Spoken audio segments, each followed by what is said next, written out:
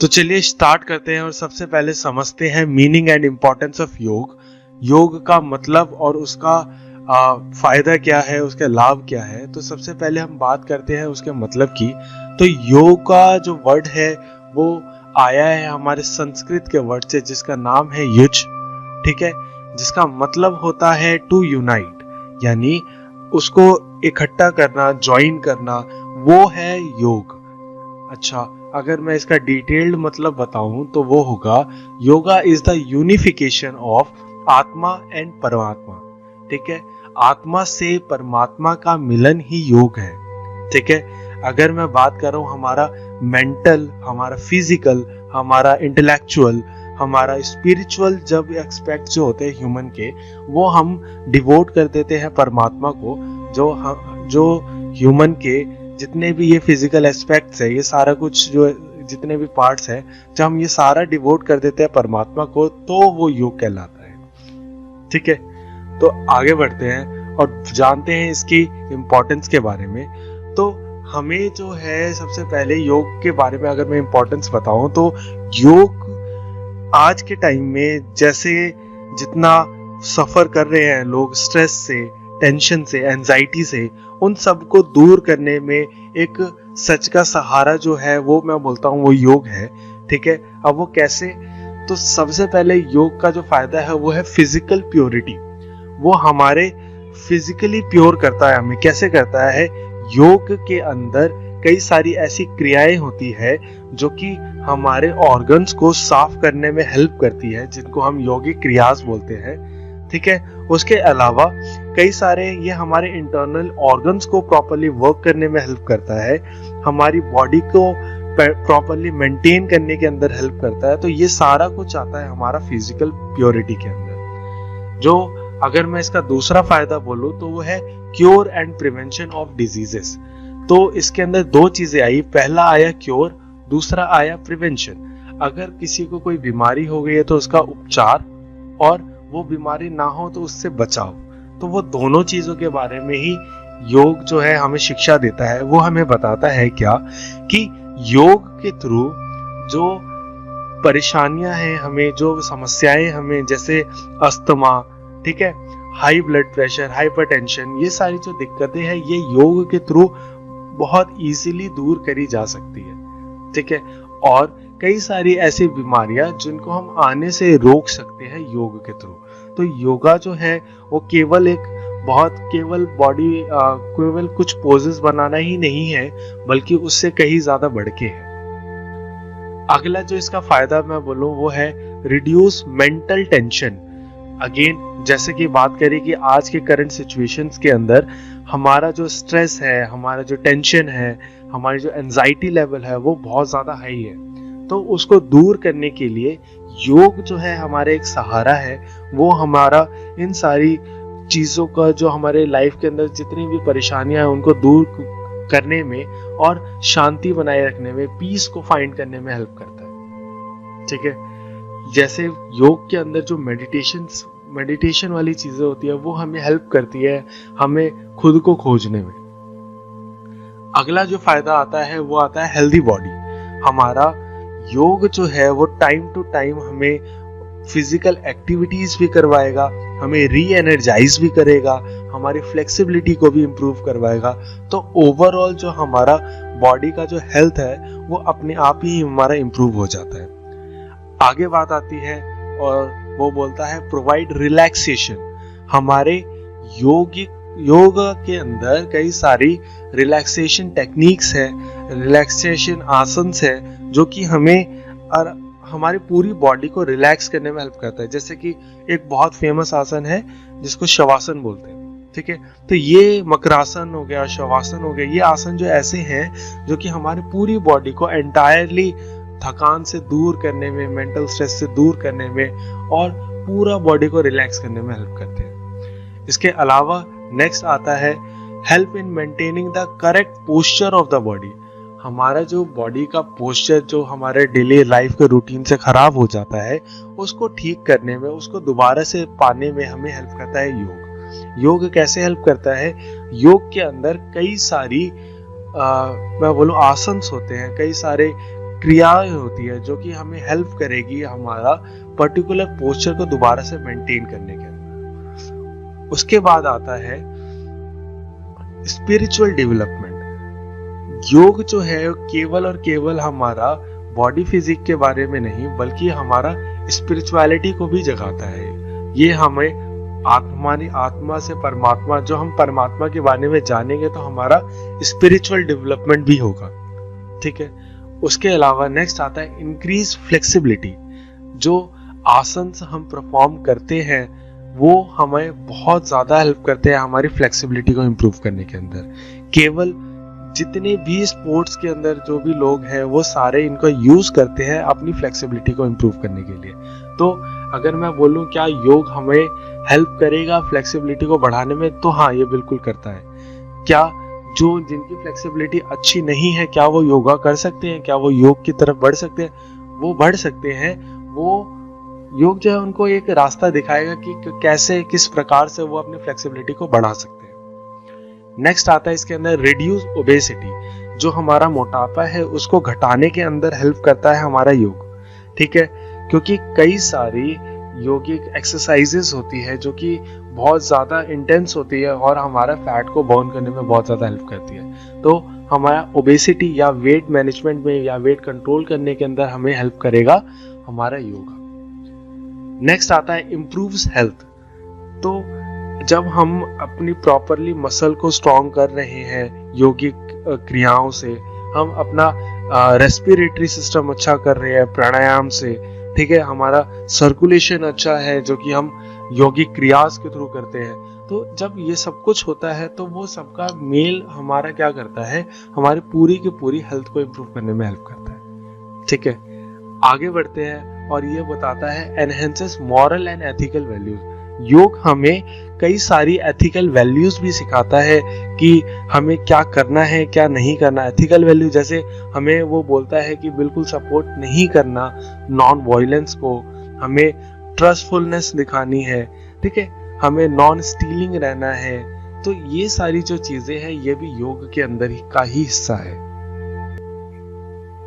आगे बढ़ते हैं और बढ़ते हैं सेकंड पार्ट पे इस चैप्टर के, जो कि है एलिमेंट्स ऑफ योगा, कि योग के क्या क्या एलिमेंट्स हैं। तो उनके बारे में हम बारी बारी से बात करेंगे।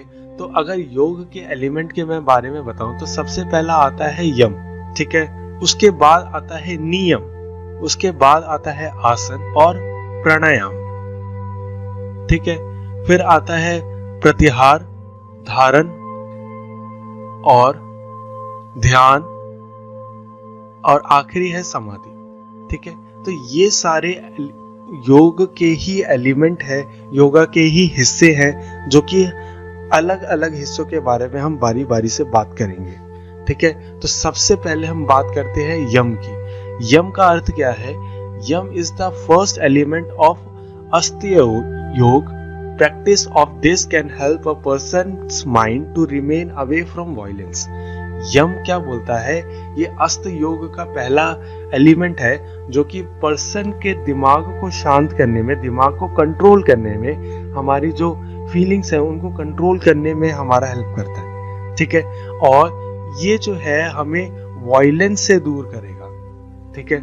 अगर मैं इसके एलिमेंट्स के बारे में बोलूं तो हमारे महर्षि पतंजलि जी ने बोला था कि इसके यम के जो है वो 5 एलिमेंट्स है। ठीक है। जो कि है, सबसे पहले आता है अहिंसा। ठीक है। अहिंसा का मतलब क्या होता है? नॉन वायलेंस, कि हमें कभी भी वायलेंस नहीं दिखाना, हमें शांत रहना है, चीजों को, अपने गुस्से को कंट्रोल करना है, अपने अंदर की जो घृणा है उनको काबू में करना है। तो ये हमें सिखाया है किसने? यम ने। दूसरा है इसके अंदर सत्य। सत्य जो है उसका मतलब है ट्रूथफुलनेस, कि हमें हमेशा सच्चाई का साथ देना है, हमें हमेशा सच बोलना है, हमें किसी को भी झूठ के अंदर नहीं रहने देना। ठीक है। उसको सच का बताओ उसके बारे में। तो ये सारी योगिक मैं बोलूं अगर एलिमेंट्स है ये यम के हैं। ठीक है। उसके बाद आता है ये अस्त्य। अस्त्य का मतलब है कि नॉन स्टीलिंग, मतलब मैं अपनी चीजों का सही तरीके से इस्तेमाल करूंगा और दूसरों का फायदा या दूसरों की चीजों का फायदा नहीं उठाऊंगा। अगर मैं दूसरों की चीजों का फायदा उठाता हूं तो मैं उसके सामान की चोरी कर रहा हूं। ठीक है, तो या तो मैं डायरेक्टली चुराऊं या मैं उसका फायदा उठा के चुराऊं। अगर दोनों ही सेंस में ये चीज जो है वो बहुत ही गलत है। ठीक है, अगला जो आता है वो आता है ब्रह्मचर्य। ब्रह्मचर्य क्या बोलता है? ब्रह्मचर्य हमारा एक वही एथिकल वैल्यू है जो कि बोलती है अपने आप को काबू करो, अपनी सेक्सुअल डिजायर्स को काबू करो, हमें गलत संगति में गलत चीजों की तरफ नहीं बढ़ना, पोर्नोग्राफिक की तरफ नहीं बढ़ना, सेक्स रिलेटेड लिटरेचर्स की तरफ नहीं बढ़ना। ठीक है, हमें जानकारियां होनी चाहिए लेकिन पर हमें उसके ऊपर अपना काबू भी होना चाहिए। ठीक है, अगला आता है अपरिघट, जिसका मतलब है हमें कलेक्ट करना है मनी और प्रॉपर्टी बस अपने सेल्फ इंटरेस्ट के लिए, जिससे बल्कि मैं इन सबको जो मैं कलेक्ट कर रहा हूँ ना इसका कोई फायदा नहीं है। जो मैं अपने सेल्फ इंटरेस्ट का हमेशा सोचता हूँ इसका कोई फायदा नहीं है। तो हमें इन सब का त्याग करना है और अपने मिनिमम रिक्वायरमेंट्स की तरफ बढ़ना है। तो जब मैं ये सारे एलिमेंट्स जो मुझे सिखाते हैं तो योग केवल आसन करने के बारे में ही नहीं है, ये उससे कहीं ज्यादा बढ़ के है। ठीक है, ये हमें ये सारी एथिकल वैल्यूज के बारे में भी सिखाता है। ठीक है, अब आगे बढ़ते हैं और देखते हैं नियम। नियम का अर्थ क्या है? नियम are the ethical practices related to individual body and senses.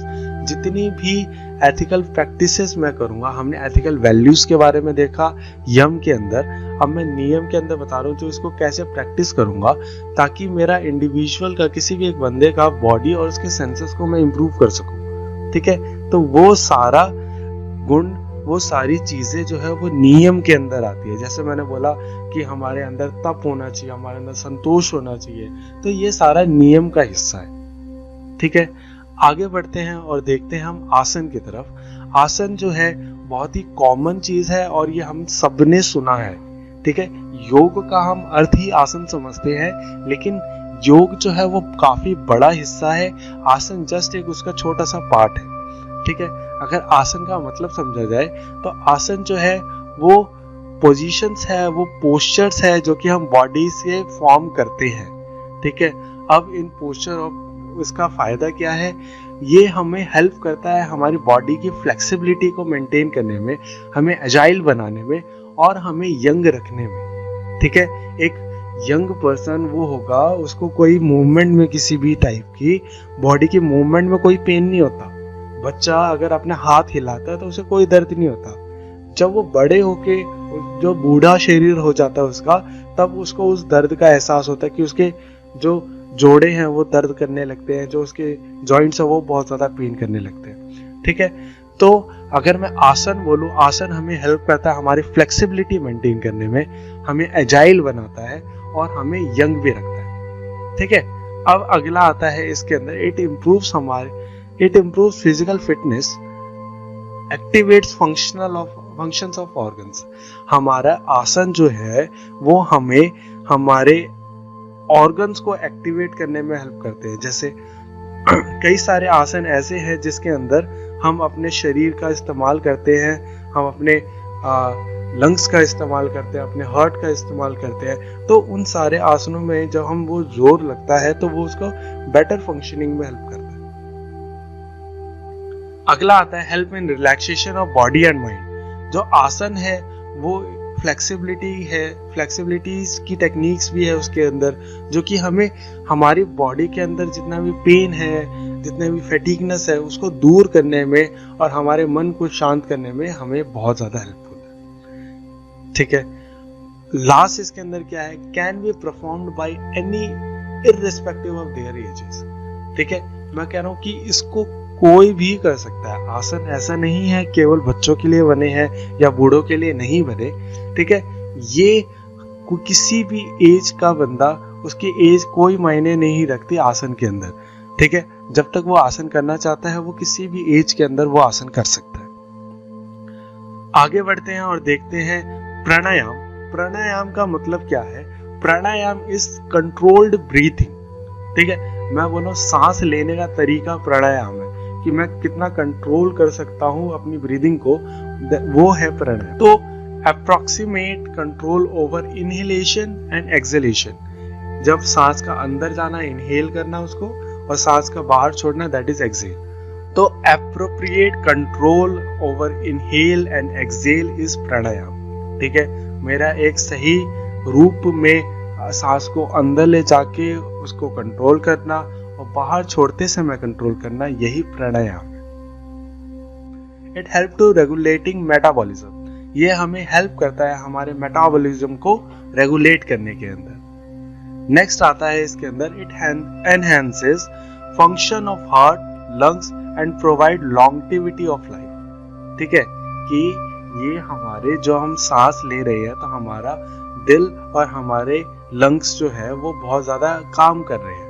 ठीक है, सांस को लेके उसको होल्ड करना और उसको एकदम से छोड़ना, सांस को फिर होल्ड करना, ये सारा जब ऐसे प्रॉपरली फंक्शनिंग करी जाती है तो ये हमारी लंग्स की और हमारी हार्ट की कैपेसिटी को इम्प्रूव करता है, हमारा VO2 मैक्स को बढ़ाता है और हमारे हार्ट जो है वो बेटर पंप करने के एबिलिटी के अंदर आता है, जो कि हमारा इम्प्रूव करेगा हमारा टोटल कार्डियोवास्कुलर सिस्टम, जिससे हमारी लॉन्गेविटी ऑफ लाइफ आएगी, यानी हमारा जीवन शैली जो है वो बहुत लंबी हो जाएगी, जीवन स्तर जो होगा वो बहुत लंबा हो जाएगा। ठीक है, प्राणायाम के बाद जो अगली चीज आती है वो आता है प्रत्याहार। प्रत्याहार का अर्थ क्या है? प्रत्याहार is self control. Self control किस चीज के ऊपर? सेल्फ कंट्रोल हमारे खुद के हम सेंसेस के ऊपर। अगर हमारे खुद के सेंसेस के ऊपर कंट्रोल नहीं होगा तो हम खुद के ऊपर कंट्रोल कैसे रखेंगे? ठीक है, it makes senses irrespective to external factors and help to attain extreme pleasure in remembering God. ठीक है, हमारा एक्सटर्नल फैक्टर जितना भी है उसको त्याग करके, जितने भी हमारी ऐसी चीजें जो कि हमारे माइंड को डाइवर्ट करती है, उन सब चीजों का त्याग करके अपना पूरा का पूरा ध्यान भगवान की दिशा में लगाना, यही प्रत्याहार है। ठीक है, नेक्स्ट आता है धारण। धारण is the mental exercise for concentration of mind on a focal point. ठीक है, अगर मैं बात करूं धारण की, धारण का अर्थ क्या है कि मैं अपना माइंड का फुली कंसंट्रेट कर पाऊं बिना इधर उधर की चीजें सोच के, मैं फुली एक फोकल पॉइंट पे किसी एक चीज के ऊपर पूरा आपका पूरा ध्यान केंद्रित कर पाऊं, तो वो है हमारा धारण। आगे बात आती है इसके अंदर ध्यान। ध्यान जो है और धारण जो है वो काफी सिमिलर है। A process of complete constituency of mind over a period of time without any distraction. एक लंबे समय तक अपने ध्यान को केंद्रित रखना किसी एक चीज पे बिना किसी डिस्ट्रैक्शन के, वो है हमारा ध्यान। ठीक है, एक ध्यान क्या बोलता है कि अपने विचारों को कंट्रोल करो, अपनी सीमाओं को कंट्रोल करो और बिना किसी डिस्ट्रैक्शन के अपना केंद्रित करके रखो दिमाग। तो अगर हम ऐसा कर पाते हैं तो हम ध्यान लगा रहे हैं। ठीक है, आगे इसके अंदर आता है समाधि। समाधि का अर्थ क्या है? समाधि है कि the union of individual soul with supreme soul. अपनी आत्मा का जो हमारे परमात्मा है, उनकी जो आत्मा है, जब हमारा उनके साथ मिलन हो जाएगा तो वो है हमारी समाधि। ठीक है, यानी the person is dead now, कि वो अपने डिवाइन प्लेजर पे आ जाएगा, उसको अपने जीने का क्यों जिया, कहाँ पे गलतियां हुई उससे, उन सब का एहसास होगा, उसके सामने उसका रियल ट्रुथ होगा। ठीक है, तो इंडिविजुअल सोल जब उसका सुप्रीम सोल से मिलता है तो वो है समाधि। तो ये थे सारे एलिमेंट्स ऑफ योगा। पहले थर्ड पार्ट जिसका नाम है इंट्रोडक्शन टू आसन, प्राणायाम, मेडिटेशन एंड योगिक क्रियास। तो सबसे पहले हम बात करते हैं इसके अंदर आसन की। आसन का अर्थ क्या है? अगर आसन का अर्थ समझा जाए, the ability to sit comfortably for an extended period of time in any position is called asana. एक आसन का अर्थ क्या है? आसन का अर्थ है कि हम एक अवस्था में सिंपली अपने आप कंफर्टेबली फील कराते हुए कितने लंबे समय तक मैं उस अवस्था के अंदर रह सकता हूँ, उस पोजीशन के अंदर मैं रह सकता हूँ, वो है आसन। अच्छा, अगर इसको और थोड़ा डिफाइन किया जाए, In asan, body is kept in various positions in such a way that the activities of organs and gland of our body becomes more efficient and finally improves the health of mind and body. तो आसन का अगर अर्थ समझा जाए तो आसन क्या है, हम अपनी बॉडी को वेरियस पोजीशंस के अंदर डालते हैं। जैसे कि अगर मैं बात करूं, हम शीर्ष आसन करते हैं जिसके हम सर के बल खड़े होते हैं, फिर हम मयूर आसन करते हैं। तो कई सारे ऐसे आसन हैं जो हम करते हैं। उनका काम क्या है? उनका काम ये है, वो हम अलग अलग पोजीशन में इसलिए जाते हैं ताकि हमारे ऑर्गन्स और ग्लैंड्स जो है वो और एफिशिएंटली एक्टिवेट हो पाए, वहाँ तक उनका ब्लड सप्लाई उतना अच्छा पहुँचे। तो जब हम आसन को परफॉर्म करते हैं तो उससे हमारे ऑर्गन्स और ग्लैंड जो है बहुत ही एफिशिएंटली वर्क करने लग जाते हैं, जिसकी वजह से हमारा जो माइंड है, ठीक है, उसकी हेल्थ इंप्रूव होती है और हमारी जो बॉडी है उसकी भी हेल्थ इंप्रूव होती है। तो ये है आसन का मतलब। और आगे बढ़ते हैं और समझते हैं क्लासिफिकेशन ऑफ आसन, यानी हमने आसन को किन किन पार्ट्स के अंदर डिवाइड किया है। तो सबसे पहले इसको समझने के लिए आसन जो है वो 3 हिस्सों में विभाजित किया गया है, 3 हिस्सों में उसको बांटा गया है। जिसका पहला हिस्सा है मेडिटेटिव आसन, ठीक है।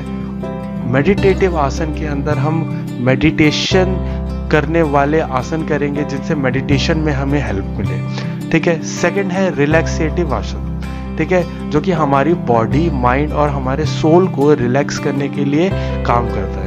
थर्ड है इसके अंदर cultural and corrective asanas. Cultural और करेक्टिव आसन्स क्या होते हैं? हमारे बॉडी की में जो करेक्शंस आने की ज़रूरत है, तो वो करेक्शन हमारे बॉडी पोस्चर को लेके या हमारे इंटरनल ऑर्गन्स को लेके जो भी उनमें दिक्कतें हुई है उनको ठीक करना, तो वो आसन के थ्रू जिस प्रकार से होगा उसको कल्चरल और करेक्टिव आसन्स के अंदर डाला जाता है, ठीक है। अब इसको थोड़ा थॉरोली पढ़ते हैं। तो सबसे पहले बात करते हैं हम मेडिटेटिव आसन्स की। तो जो मेडिटेटिव आसन होते हैं, these asanas enhances meditation power of an individual. यानी अगर एक पर्सन मेडिटेशन करना चाहता है तो उसको मेडिटेटिव आसन्स करने चाहिए। मेडिटेशन से पहले मेडिटेटिव आसन करे जो उसकी मेडिटेटिव पावर को बढ़ाएगा, ठीक है, उसकी मेडिटेशन करने वाली पावर को बढ़ाएगा। इसके अंदर हम कौन से आसन कर सकते हैं? तो उसके एग्जाम्पल है पद्मासन और दूसरा है वीर आसन। अगर ये दोनों आसन के किया जाए तो हमारी मेडिटेटिव पावर, मेडिटेशन की पावर जो होती है वो बहुत ज़्यादा बढ़ जाती है, ठीक है, जिससे हम अब मेडिटेशन जो करेंगे वो उतना ही एफिशिएंटली कर पाएंगे। नेक्स्ट बढ़ते हैं आगे और बात करते हैं रिलैक्सेटिव आसन्स की। रिलैक्सेटिव आसन्स क्या होते हैं? By practicing these asanas one can remove fatigue and relax physically and mentally. यानी इन आसन को अगर हम करें तो हमारी जो थकान है शरीर की, ठीक है, चाहे वो फिजिकली हमारी बॉडी की हो, चाहे वो हमारे दिमाग की या मन की थकान हो, मेंटली हो, ठीक है, उन सारी थकानों को हम आसन के थ्रू दूर कर सकते हैं। अच्छा, अगर इन सारी थकान को हम किन आसनों की तरह दूर करेंगे? तो उसके एग्जाम्पल है फर्स्ट मकर आसन, सेकंड शवासन। शवासन क्या होता है? जिसके अंदर हम पूरा लेट के अपनी बॉडी को रिलैक्स करते थे, ठीक है। तो इन आसनों के बारे में और थोड़ा डिटेल में पढ़िए, क्योंकि योगा जो है उसका बहुत बड़ा इंफॉर्मेशन का ज्ञान है, बहुत सारी इंफॉर्मेशन है। अगर उसको पढ़ोगे, उसके अंदर उसको समझने की कोशिश करोगे तो अपने लाइफस्टाइल को तुम बहुत अच्छा इंप्रूव कर सकते हो। नेक्स्ट आता है इसके अंदर कल्चरल और करेक्टिव आसन्स।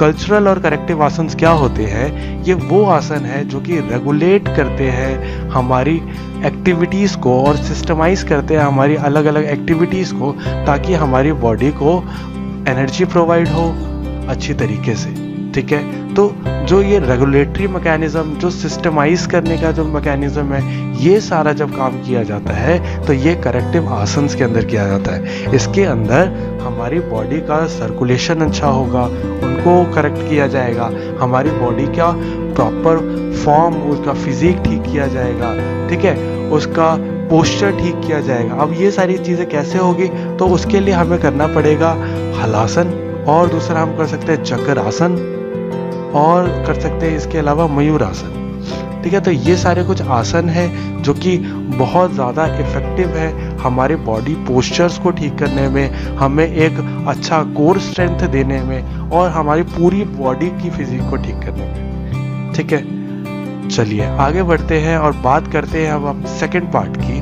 जिसके अंदर है प्राणायाम, ठीक है।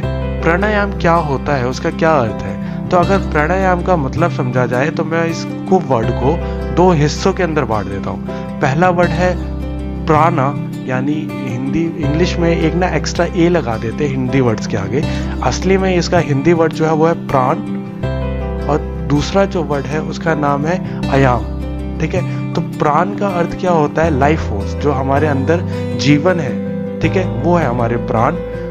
और जो आयाम है उस शब्द का अर्थ है कंट्रोल, कि हम कैसा कंट्रोल करते हैं अपनी बॉडी के ऊपर। तो प्राणायाम, अगर मैं इन दोनों वर्ड्स को जोड़ूं, प्राण और आयाम, यानी हमारा जो जीवन है, जो हमारा जीवन का एग्जिस्टेंस है और उसके ऊपर का कंट्रोल। तो अगर इसको जोड़ के मतलब बनाया जाए तो प्राणायाम का मतलब क्या है? प्राणायाम का मतलब निकलता है द कंट्रोल और रेगुलेशन ऑफ प्राण, ठीक है। हम अपने प्राणों को कैसे कंट्रोल करते हैं और कैसे उसका रेगुलेशन करते हैं, तो वही प्राणायाम है, ठीक है। अच्छा, आगे बढ़ते हैं और समझते हैं और थोड़ा डीप में प्राणायाम के बारे में। प्राणायाम को 3 हिस्सों में बांट सकते हैं। एक का नाम है पूरक, सेकंड है रेचक, थर्ड है कुंभक, ठीक है। पूरक का मतलब क्या है? इनहेलेशन। इनहेलेशन यानी हम कैसे जो सांस अंदर खींचते हैं, अंदर हमारे शरीर के अंदर सांस डालना, दैट इज पूरक, ठीक है। रेचक का मतलब है एक्सेलेशन, कि हम जब सांस को बाहर छोड़ते हैं अपने शरीर से, दैट इज एक्सेल करना, अपनी सांस को बाहर छोड़ना, ठीक है। और कुंभक का मतलब है रिटेनिंग ब्रीदिंग, ठीक है, यानी हम अपनी सांस को जो रोक के रखते हैं अपने अंदर, तो वो है कुंभक। तो प्राणायाम के अंदर ये तीनों एक्टिविटीज बहुत ज़्यादा करी जाती है। जिस फर्स्ट होता है इनहेल करना। अगर आपने भी बाबा रामदेव को और बड़े बड़े योग गुरुओं को देखा होगा योगा सिखाते हुए, तो जब वो भी प्राणायाम करते हैं तो वो क्या करते हैं, एक बहुत ज़ोर से सांस अंदर खींचते हैं और रोकते हैं, रिटेन करते हैं उस ब्रीदिंग को, और फिर आखिरी में सांस को बाहर छोड़ते हैं। तो ये इनहेलेशन और एक्सेलेशन और रिटेंशन ऑफ ब्रीदिंग, ये सारी चीजें मिला के प्राणायाम बनती है, ठीक है। इसके अंदर पूरक, रेचक और कुंभक तीनों शब्द हैं, ठीक है। इनहेलेशन, एक्सेलेशन और रिटेन ब्रीदिंग, ठीक है। हमें रिटेन भी करनी है, इनहेल करना है, एक्सेल करना है। इससे हमारी कार्डियोवास्कुलर सिस्टम, हमारा पूरा कार्डियोवास्कुलर सिस्टम, हमारा हार्ट, हमारे लंग्स बहुत ही अच्छे इफेक्टिवली फंक्शन करना स्टार्ट कर देते हैं। चलिए अब आगे बढ़ते हैं और बात करते हैं मेडिटेशन की, ठीक है। मेडिटेशन क्या होता है? मेडिटेशन का अगर अर्थ समझा जाए तो द कंसंट्रेशन ऑफ माइंड और an impulse without an diverge is called ध्यान। तो मेडिटेशन को हिंदी में ध्यान बोला जाता है। ध्यान का अर्थ क्या है? मैं अपने दिमाग को इस तरह से केंद्रित करूं कि मुझे किसी भी डाइवर्जन से कोई फर्क ना पड़े, तो ही मैं ध्यान लगा रहा हूँ। मैं बोला अपनी पढ़ाई पे इतना फोकस कर रहा हूँ कि आसपास जो क्या हो रहा है मुझे उसका कोई फर्क नहीं पता चल रहा। मैं बोला अगर मैं गेम खेल रहा हूँ कोई फ़ोन के अंदर या लैपटॉप के अंदर, तो मैं इतना फोकस कर रहा हूँ कि मुझे कुछ फ़र्क नहीं पता चल रहा कि सामने से कौन निकल के चला गया, कौन मुझे बुला रहा था, क्या कर रहा था, सब मेरे ध्यान से निकल गया। तो ध्यान क्या है? ध्यान वही है, कंसंट्रेशन ऑफ माइंड, कि तुम एक चीज़ के ऊपर कितना फोकस करते हो, ठीक है। When an individual attains such concentration that whenever he or she thinks or imagine, start seeing them clearly is the stage of ध्यान। अच्छा, अगर मैं बोलूँ ध्यान की स्टेज, ध्यान की पीढ़ी वो क्या है, तो अगर ध्यान में अगर तुम्हें आगे बढ़ना है तो मेन यही चीज़ है कि तुम अपनी सोच को, अपनी इमेजिनेशन को, उसको इतना बढ़ा दो कि जब तुम जो इस चीज के बारे में सोच रहे हो ना, वो तुम्हारी आंख बंद करोगे तो वो आंखों के सामने आ जाएगा, ठीक है। हमारी कंसंट्रेशन पावर इतनी बढ़ गई है कि हम आंख बंद करके भी उसकी इमेज फॉर्म कर लेते हैं अपने माइंड के अंदर। तो वो है ध्यान, ठीक है, वो है ध्यान का स्टेज। लास्ट बात करते हैं शुद्धि क्रियास की। तो शुद्धि क्रियास क्या होता है? द मीनिंग ऑफ शुद्धि क्रियास को यौगिक क्रियास भी बोला जाता है। The inner cleaningness of our body done by shuddhi kriyas, जो हमारी बॉडी के जो इंटरनल ऑर्गन्स हैं उनको क्लीन करना, अपने अंदर की शुद्धिकरण को करना, वो होता है शुद्धि क्रियास, जिसको अगेन मैं बोल रहा हूँ यौगिक क्रियास भी बोला जाता है। ठीक है, अच्छा हम अंदर को क्लीन कैसे करेंगे, तो इसके लिए कुछ तरीके हैं, कुछ प्रॉपर फॉर्म्स है इसको दूर करने के लिए। जैसे एग्जाम्पल्स है कुछ उसके, नेति, धोती, बस्ती, नलुई।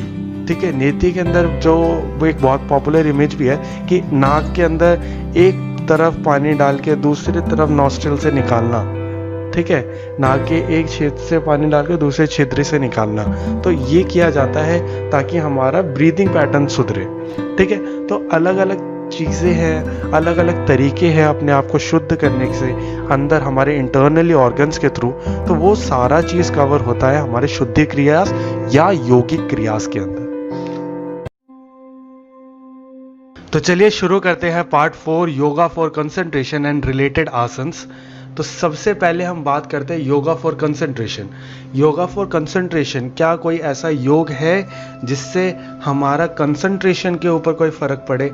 तो उसके अंदर आता है सबसे पहले, योगा जो है वो उसका नेचर ही ऐसा है कि वो बना ही इस चीज़ के लिए है कि हम अपना जो कंसंट्रेशन है, कंसंट्रेशन की पावर है, उसको इम्प्रूव कर सके। ठीक है, तो कंसंट्रेशन या कंसंट्रेशन कैसे इम्प्रूव होगा? वो होगा बाय योगा। ओके, अब योगा कैसे इम्प्रूव करवाता है हमारा कंसंट्रेशन? कई सारी मेडिटेटिव एक्सरसाइजेस होती है जिसके अंदर हम मेडिटेशन करते हैं, कई सारे यौगिक आसन्स होते हैं, कई सारे ऐसे आसन होते हैं जो हमारा कंसंट्रेशन इम्प्रूव करने में हेल्प करते हैं। और ये आसन, ये मेडिटेशन असली में करते क्या है? ये हमारे माइंड को ट्रेन करने में हेल्प करते हैं, जो कि हमें एक प्रॉपर रिलैक्स स्टेट में पहुंचाने का काम करेगा। तो ये आसन्स और ये मेडिटेटिव एक्सरसाइजेस बहुत ही ज़रूरी है, एक अहम हिस्सा है योगा का, जो कि हमें कंसंट्रेशन पावर इम्प्रूव करने के अंदर हेल्प करता है। चलिए आगे देखते हैं। योगा फॉर कंसंट्रेशन के अंदर ही सबसे पहले आता है सुखासन। सुखासन क्या होता है? सुखासन का अगर मैं अर्थ बताऊं तो सुखासन के वर्ड को 2 हिस्सों में बांटा जा सकता है। एक है सुख, दूसरा है आसन। ठीक है, सुख का अर्थ होता है, जैसे कि हम सबको ही पता है, सुख का अर्थ क्या है? Pleasure, happiness. ठीक है, जो हमारी खुशी है, जो हमारा हैप्पीनेस वाला पार्ट है, वो सारा कुछ है सुख। आसन का मतलब क्या होता है? आसन का मतलब होता है हमारा पोस्चर। ठीक है, हमारा बॉडी पोस्चर कैसा है, हम किस पोज के अंदर फॉर्म कर रहे हैं। तो सुखासन क्या है? वो हैप्पीनेस, ऐसा पोस्चर जिससे हमारी हैप्पीनेस क्रिएट हो।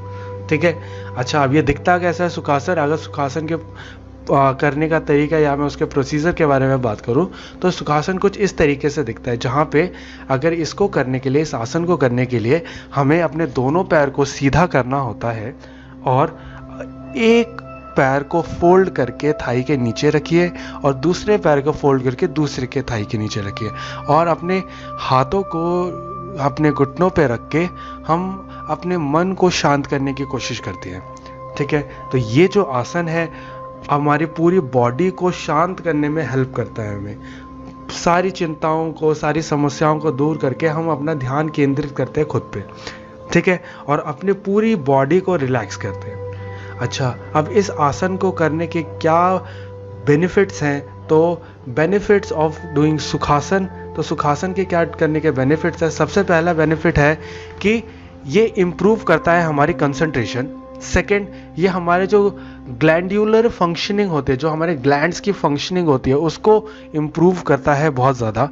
अगला है इसका इम्पोर्टेंस है कि ये हमारी लेग स्ट्रेंथ और फ्लेक्सिबिलिटी को इम्प्रूव करता है। ठीक है, हमारी नी की फ्लेक्सिबिलिटी को और हमारी लेग स्ट्रेंथ, क्योंकि एक कांस्टेंट पोजीशन में हम काफ़ी देर तक बैठते हैं इसमें। ठीक है, ये हमें हेल्प करता है नॉक नीज और आर्थराइटिस जैसी प्रॉब्लम को दूर करने के अंदर।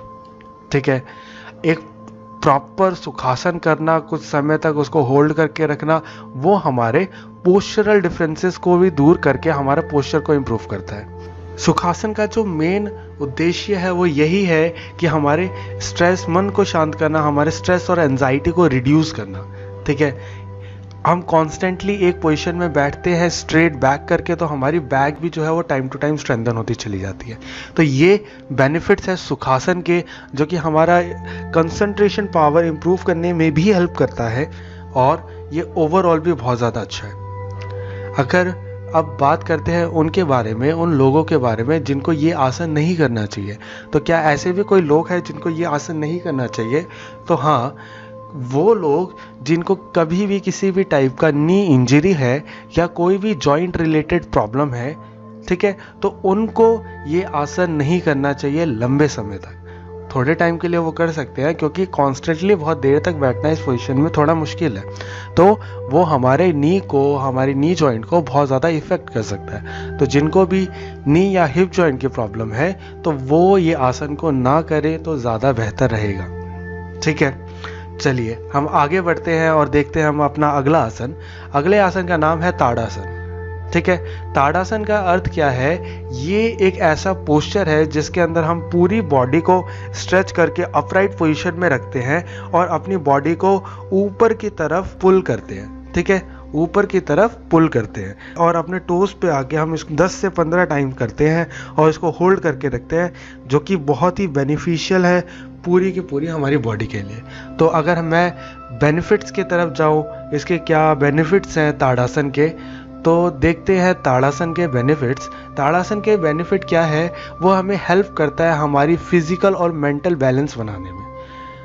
एक कॉन्स्टेंटली इतने अपराइट पोजीशन में रखना, अपने आप को खुद स्ट्रेच करना, पुल करना, जो कि रिड्यूस करता है हमारी obesity by increasing our metabolism. ठीक है, आगे बात आती है इट क्योर कॉन्स्टिपेशन, क्योंकि हमारा कांस्टेंट प्रेशर पड़ता रहता है हमारे गट पे, जो कि हमारे गट को स्ट्रॉन्ग करता है और हमारे कॉन्स्टिपेशन जैसी प्रॉब्लम्स को दूर करता है। यह हमारे डाइजेस्टिव ट्रैक को भी पूरा इफेक्टिवली काम करने में हेल्प करता है, जिससे हमारे डाइजेस्टिव प्रॉब्लम्स भी होती है वो भी दूर हो जाती है। ओवरऑल एक अच्छा बॉडी पोस्चर मेंटेन करने में हेल्प करता है और उन लोगों के लिए, उन बच्चों के लिए जिनको हाइट बढ़ानी है अपनी, उनके लिए ये एक हाइट एनहेंसमेंट का काम कर सकता है ताड़ासन। कोई इंस्टेंट इफेक्ट नहीं दिखेगा, कंटिन्यूसली आप अगर लंबे टाइम तक इसको करते रहेंगे तो ज़रूर आपको बेनिफिट्स का अनुभव होगा। ठीक है, तो ये हमारी इम्प्रूव करता है हाइट और ये साथ ही साथ इम्प्रूव करता है हमारा कंसंट्रेशन। ठीक है, तो ये थे हमारे ताड़ासन के सारे बेनिफिट्स। अच्छा, क्या कोई ऐसे लोग हैं जिनको ताड़ासन भी नहीं करना चाहिए? तो हाँ, कुछ लोग हैं जिनको ताड़ासन नहीं करना चाहिए। वो है जो पर्सन जिनका लो ब्लड प्रेशर रहता है। जो व्यक्ति जिनका लो ब्लड प्रेशर रहता है उनको ताड़ासन नहीं करना चाहिए। जो लोग जिनका कॉन्स्टेंटली हेडेक या जिनको इंसोमेनिया की प्रॉब्लम है, उनको ताड़ासन बिल्कुल भी नहीं करना चाहिए। और वो लोग जिनको किसी भी प्रकार का ब्लड सर्कुलेटरी प्रॉब्लम्स है या ब्लड सर्कुलेशन के अंदर कोई दिक्कत है, तो उनको भी ताड़ासन नहीं करना चाहिए। ठीक है, अब बढ़ते हैं हम अपने अगले आसन की तरफ, जो कि है पद्मासन। पद्मासन क्या है? पद्मासन जो है वो 2 शब्द से जुड़ के बना है। पहला वर्ड है पद्म, दूसरा वर्ड है आसन। पद्म का अर्थ क्या है? पद्म का अर्थ है लोटस और आसन जो है वो होता है पोस्चर। पद्म का मतलब लोटस, आसन का मतलब पोस्चर। तो अगर मैं पद्मासन का अर्थ बताऊं तो ये लोटस का पोस्चर बनाना अपनी बॉडी के थ्रू, यही है पद्मासन। तो चलिए देखते हैं पद्मासन दिखता कैसा है। पद्मासन के अगर सबसे पहले आगे बात करें तो पद्मासन इस तरीके से कुछ किया जाता है, जहाँ पे हम अपने पैरों को अपने थाई के ऊपर रखते हैं और दूसरे पैर को भी अपने दूसरे थाई के ऊपर रखते हैं और इस पोजीशन में होल्ड करके रखते हैं अपनी बॉडी को लंबे समय तक, जो कि हमें कई सारे बेनिफिट्स देता है, जो कि है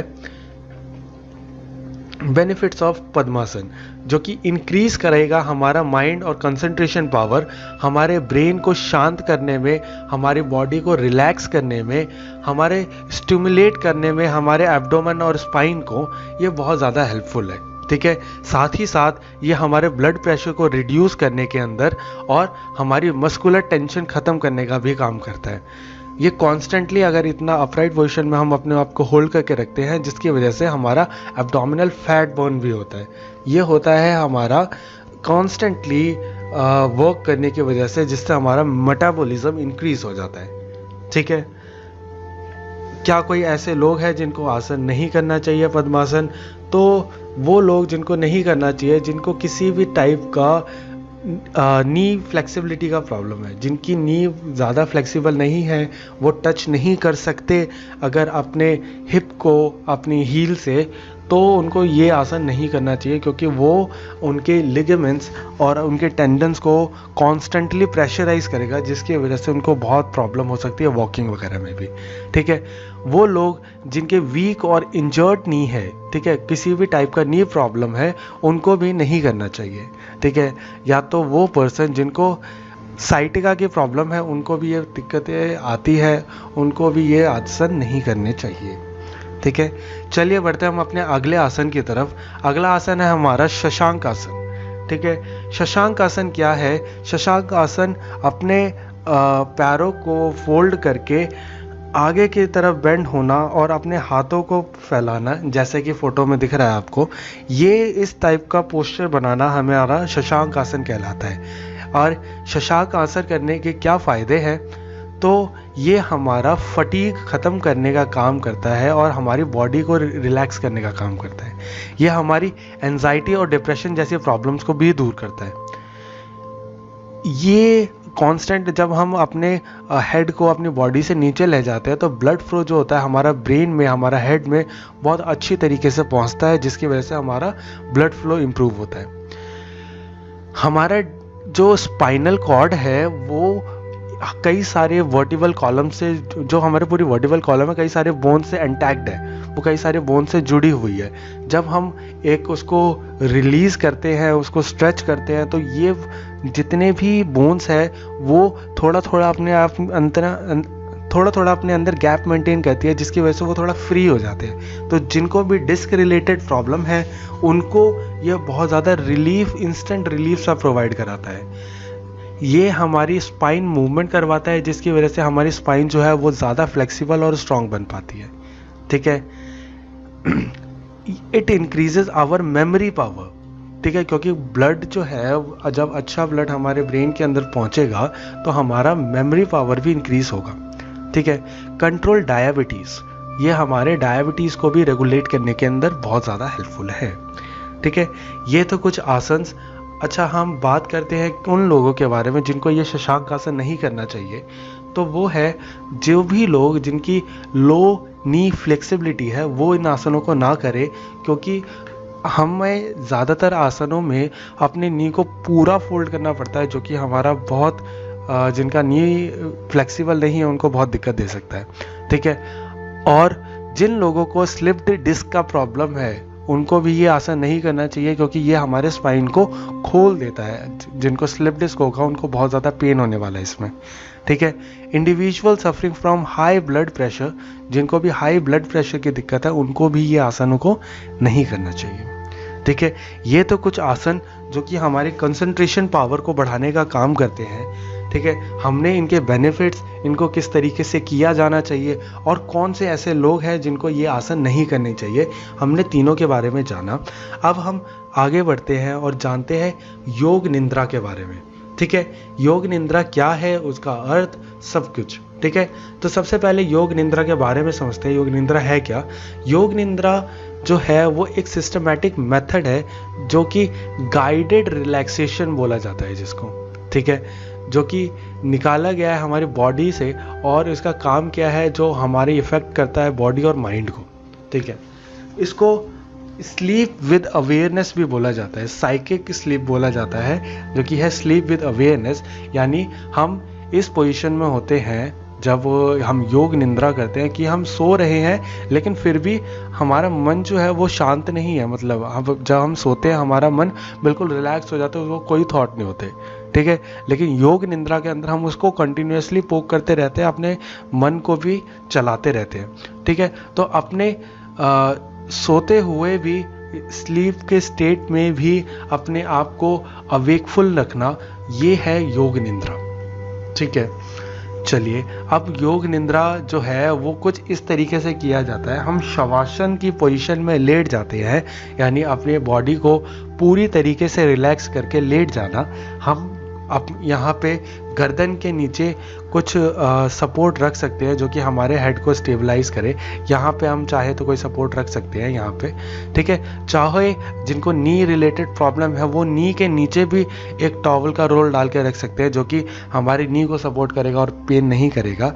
योग निद्रा के समय हमें अपने मन को पूरी तरीके से शांत करके अपना ध्यान केंद्रित करना होता है, ठीक है। अच्छा, अब हम बात करते हैं योग निद्रा के फायदों की। तो फायदे क्या है? ये एक लौता ऐसा आसन है जो कि रिड्यूस करेगा हमारा टेंशन को, क्योंकि यहाँ पे हम अपने सारे थॉट से परे होके अपने मन को शांत करके, और लेकिन माइंड हमारा उस टाइम पे भी एक्टिव रहता है, ठीक है। ये हमारे माइंड को रिलैक्स करने का काम करेगा। यही वो टाइम है जहाँ पे हम असली क्रिएटिविटी अपनी जगा सकते हैं, ठीक है, क्योंकि हम सोते हुए भी अवेकफुलनेस में, ठीक है। ये हमारी मेमोरी को इंक्रीज करता है और हमारी लर्निंग कैपेसिटी को बढ़ाता है। ये हमारी साइकोमैटिक डिजीजेस को भी दूर करने में हेल्प करता है। ये हमारी बॉडी को हीलिंग करने में हेल्प करेगा, और ये हमारे विल पावर को बढ़ाने का भी काम करता है, ठीक है। हमने जाना कुछ योगा के बारे में, कुछ आसनों के बारे में, योग निद्रा के बारे में, जो कि बहुत हेल्पफुल है हमारा कंसंट्रेशन पावर बढ़ाने में। कंसंट्रेशन के ऊपर इतना इसलिए फोकस किया जाता है क्योंकि जितना अच्छा कंसंट्रेशन हमारा होगा उतना एक्टिवली, उतना बेटर तरीके से हम काम कर पाएंगे। केवल स्पोर्ट्स नहीं, केवल पढ़ाई नहीं, कंसंट्रेशन पावर हमारा हर जगह काम आएगा, ठीक है। तो हमने जाना कुछ योगाओं के बारे में जिनको हम उन योगों को हम कर सकते हैं और अपनी कंसंट्रेशन पावर को और ज़्यादा बूस्ट कर सकते हैं।